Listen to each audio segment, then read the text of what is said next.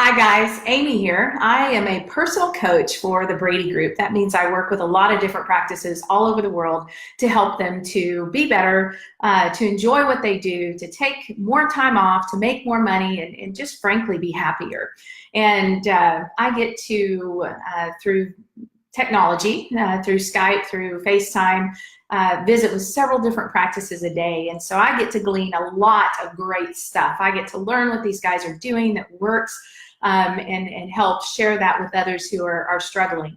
So today we're going to talk about something that I get asked all the time, which is how can we fill our schedule? Or how can we, if we have a pending list, what can we say when we call that's going to encourage people to want to schedule?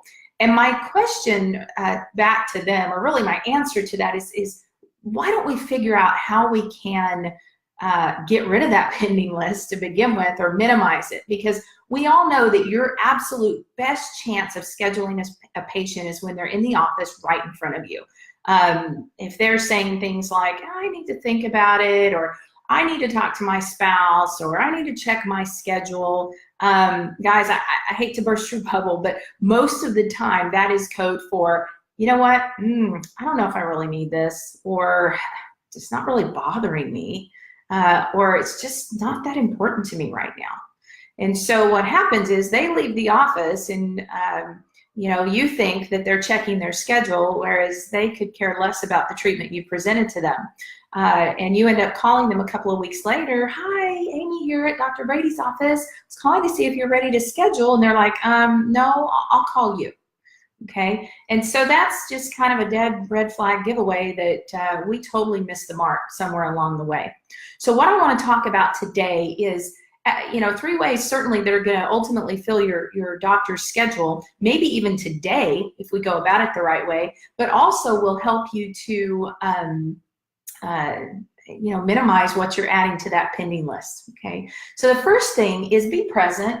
All right, nothing is more aggravating for a patient than when you are maybe checking them out or interacting with them and have to stop that interaction to pick up the phone.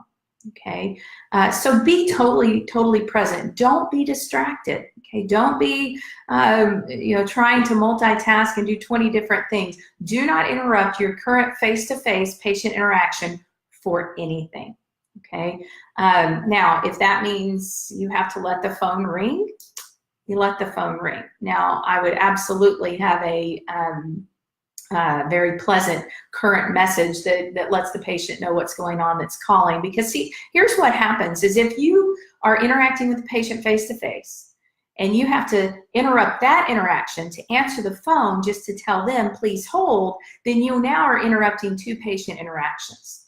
All right, and that patient on the phone that's being asked to hold, that's a little off-putting as well. And so let's take time to be present, be where you are, and focus 100% on that patient right in front of you. I had the opportunity to talk to one of our practices on Monday of this week who is thriving. They're doing great. They just had a record month. They just did a phenomenal job of being able to help people. It's a total win-win. The team, they participate in our bonus system. The team all earned a huge bonus. Everybody's happy. Patients are happy. It's great. And I said, okay, if you had to boil that down to one thing, what is one thing that contributed to the success that you had in your best month ever, what would that be? And they all collaborated and decided that slowing down and listening to their patients. Slowing down and listening. There's no magic pill. There's no, technique or anything like that. It's just simply slowing down and genuinely listening to their patients. That's what gave them their best month ever. And so that's what I mean by be present. Slow down, genuinely listen. Okay. When you're listening, obviously you have to have something to listen to, and generally in the dental practice, we're the ones talking most of the time. I want to challenge you to stop talking. And if you're going to get your patients to start talking, obviously we're going to have to change our communication a little bit. Start asking more questions. All right, ask more questions. Here's a little tip. It has to be an open-ended question.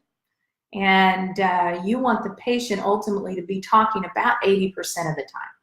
When the patient's talking, everybody wins. If you're talking, you're stealing ownership, and the patient's wondering when you're going to shut up, frankly. Because if you're talking more than 20% of the time, you're probably getting technical, you're probably educating them, you're probably going down that path that is really turning them off. And then you get them up to the front desk, after you've asked them, do you have any questions about the treatment? And they don't, and they get up to the front desk and they don't want to schedule, and you don't know why. Then you get mad doctors at the front desk because they must have messed something up, right? Because the patient didn't have any questions about the treatment. So what's going on here? But everybody, be present in your role. Be present, slow down, and listen, all right? The second thing here we want to look at is revisit goals. And what I mean by that, in the Brady group, we train our doctors, teams, all the practices to find out what the patient's motivation is, find out what their objectives are, find out what's important to them. Like that practice that had so much success this last month, they slowed down and listened. Okay? We are so intentional or busy trying to get the patient into our frame of reference. It's like if we could just educate them, if they could just see and understand things the way we do, then they would accept treatment. Okay, that's a lie. All right, that's a bold-faced lie that we tell ourselves. There is nothing further from the truth. We need to step out of our zone, get into the patient's frame of reference, and understand where they're coming from. What motivates them? Why did you want to get your teeth cleaned today? Tell me why that is important to you. What do you value most about your teeth? How proactive do you like to be with your teeth? If we were to see some things that could potentially pose a problem down the road, how quickly do you want to do something about it? If we're taking time to be curious and understand where this patient's coming from, ask them, why do you get your teeth cleaned? I want them to be healthy. Great, we're glad you're here. You're in the right place. What does healthy mean to you? Okay, well, healthy means that I don't have cavities. All right, fantastic. If we see cavities today, how soon do you want to do something about it? Because I know that's important to you to not have cavities. All right, see where I'm going with this? We have to revisit and understand where the patient's coming from. And to fill your schedule today, revisit those goals and objectives with all of your existing patients. See, I think in our mind, we think, well, we talked to them about it once and they didn't want to do anything. Well, guys, quite frankly, you probably went about it your way. You took your path. You had ownership. You are the one that looked in their mouth, saw a problem, gave a solution, and now you're trying to convince them to do it every 6 months when they come in. And their response is, it's not bothering me yet. Okay, so that's, again, a red flag that we have taken ownership, that we're not in the right place. So let's revisit those objectives. And here's a way you can do that, is just simply by asking, hey, when was the last time you and Dr. Brady had the chance to sit down and maybe work up a long-term plan that's going to help you accomplish things that are important to you? Or I know we probably talked about this 6 months ago. I know we talked about some things that were going on, but something we didn't do very well is find out from your point of view what's important to you and what you want to accomplish. Is it okay if I ask you a few questions? Or other than a cleaning, what do you want to accomplish today? How do you see us helping you moving ahead? All right, now, don't just bring up the treatment again. Well, I was looking at your chart and I see you still have 3 crowns to do, Mrs. Jones. Are you ready to do that? No, not bothering me yet. All right, don't just bring up the treatment time after time, okay? Revisit goals and objectives. Again, by asking those open-ended questions, seek to understand, slow down, and listen. And that's going to work super well. All right. Now, the last thing is ask for and reward referrals. If I were to show up in your practice today and randomly pull 100 charts and just sit down and start calling them one after another and asking, hey, did you know that Dr. So-and-so is accepting new patients? How many of those 100 patients would say, oh, yeah, I know that? Okay. First thing is, do they even know? All right. Here's something that well, kind of an interesting story. I went to an allergist a few years ago, and I would get so frustrated at this allergist. First of all, I had to drive about 25 minutes to get there and 25 minutes back home just to get a shot. My insurance didn't pay for it because I had to meet a big deductible first. So it's like $80 a pop every week. And, it's, they only did shots at a certain time in the middle of the day. And even though I had an appointment, I was always having to wait for about 40 minutes. All right. Well, then something interesting happened. Somebody said something to me about a referral contest they had going on. And I didn't say this out loud, but in my mind, I'm thinking, I'm not referring anybody to you. I already have to wait 30 or 40 minutes just to be seen. You guys are too busy to see anybody else. I mean, that's my thought process. So are you too busy? Do patients have to wait when you're there? If you are accepting new patients, which I'm guessing all of you are, what about the way that you function and operate and communicate with your patients tells them so? Would they want to send somebody else to you? I mean, are you, again, just in a position where they have to wait? They're certainly not going to want to refer people to you and thinking that you're too busy. All right, so first of all is, do they even know? And are we functioning in a way that facilitates or would be conducive to patients referring to us? Ask for referrals. That is, gosh, the probably most awkward thing that any of us do. I hated asking for referrals. And I'll kind of tell you a little short story here real quick. We had the little Care to Share cards. In fact, our doctor ordered probably 10,000 of those things. And we were challenged to give out 10 of those a week.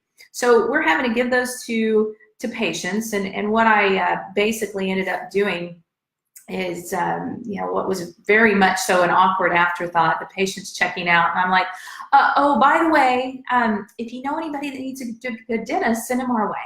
And I'd hand them 3 or 4 cards and just get rid of them as quick as I could. We didn't have a whole lot of success getting those things back. And after a few years, we actually ran out of them. It's like, hallelujah, we don't have to hand those out anymore. But it was so ironic because probably a day or two after we ran out of those cards, I had a patient come up, and she was checking out, and she was a longtime patient of ours. She was kind of in a hurry and rushed, and that wasn't like her because she usually would visit. And I said, you seem like you're in a hurry. And she said, yes, I am. I need to get back home because I have a new neighbor, and they just moved in, and I've got a pie crust sitting on the counter, and I'm going to make a pie and take it over to them. And it just dawned on me, I'm like, oh my gosh, this is the perfect time to hand out one of those stupid Care to Share cards. And of course we didn't have any. So I just pulled out one of my business cards, and it was just kind of on the fly, impromptu. I said, do you know, what is your new neighbor's name? And she only knew the wife's name. She didn't know their family name or husband or kids or anything. And I just wrote, the lady's name down, and I just hand wrote an offer.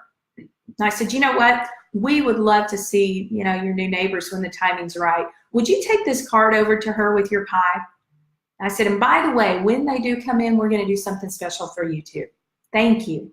And she's like, oh, that's awesome. Thank you so much.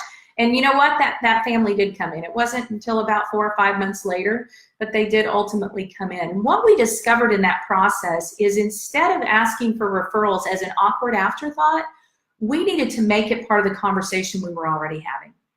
Okay, we already knew our patients well. Our hygienist knew the ins and outs of everybody's family drama, who was in town, who wasn't, what was going on, who was coming in for the holidays, the daughter that just got divorced and moved back to town. She knew all the ins and outs. And so what she started doing is saying, well, you know what? We need to get your daughter back in. Or why don't we ever see your husband? Or I know that you have, those ladies that you play bridge with every Thursday afternoon. Who in your bridge group needs a good dentist? Okay, she would have intentional conversations with them. We all did, actually. But, our hygienist, just by nature, by the design of the schedule, happened to have a little bit more time with them.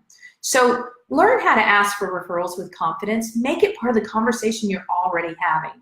And by golly, reward them. Do something for them. Make a big deal out of it. Best thing I ever saw that was the most effective way to reward a referral is to show up at their place of business with something fun and a whole bunch of business cards with offers on them. Okay? If somebody shows up at your office and brings flowers to your front desk gal, everybody's going to want to know, oh, where'd those come from? Everybody's curious. Okay? You created some excitement. All right? Do that. I challenge you to pick, just 2 people that have referred to you recently that work in your vicinity, that have a big circle of influence at their place of business, and show up there with something fun and some referral cards, and just let them know, hey, we just wanted to show our appreciation for the loyalty that you have in us, to refer your friends and family. Thank you. Take a picture, put it on your social media, put it on your bulletin board at the office, make a big deal out of it, all right? You don't have to, I talked to somebody the other day, and they were about to spend several $1,000s on postcards. I'm like, do people even do that anymore? I mean, apparently they do, because I still get them in the mail, but they go straight in the round file. I mean, it's the patients that you're going to get from those types of things. We all know, I mean, your dollars per patient is going to be lower than a referral. The retention is much lower. I mean, they're offer hopping. That's basically what they're doing. And so you have to create a culture to where people want to be a part, to where you have fun, and you get the word out. So ask for and reward referrals, all right? So again, be present. Make sure you're focusing on the patient right in front of you. Go back and revisit objectives, goals. If you've never done that before, it's, ReCare time is a great time to establish that to begin with. If you are a practice that does that frequently, fantastic. But revisit it. Acknowledge, hey, I know we talked about this 6 months ago, but I know circumstances can change. I just want to make sure we're meeting your expectations. Okay. So those are kind of the 3 things that I know will help fill your schedule, okay? If you can be consistent in these 3 things, guys, you're going to do amazing. I have a packet basically a new ebook that we have that I'd love to get out to you. If you're interested, I have the link down in the comments that will be there shortly. And we also have some live team training coming up. If you're interested, we have Phoenix, which is November 28th through 30th. That's an all-team case acceptance training. All right, we start at 2 o'clock on Wednesday afternoon. You're through by noon on Friday and get home to your family for dinner Friday evening. We have the same event in April 10th through 12th in Las Vegas. This is, gosh, guys, this is our flagship team training event. People come back over and over and over. It's an absolutely wonderful event. You will go back Monday morning with some things that you can put in place immediately that will make a difference. This is not just a rah-rah cheerleader, let's all get pumped up and have fun session. You will have fun, but you're also going to come back with some stuff that you can implement right away. So I would put the link to that event in our comments as well. Thanks so much for tuning in. Share this video. It will be posted live. It is live right now, but it will be posted as a permanent part of our news feed. So you can go back and share it with your team. You can go back and watch it later if you want to write down some of the verbiage or whatever, and I'd love for you to do that. One more thing, if you want to contact me directly, I would love to hear from you. My phone number is 214-926-5236, or you can email me, Amy@BradyGroupLLC.com. Thanks so much for tuning in, guys. See you next time.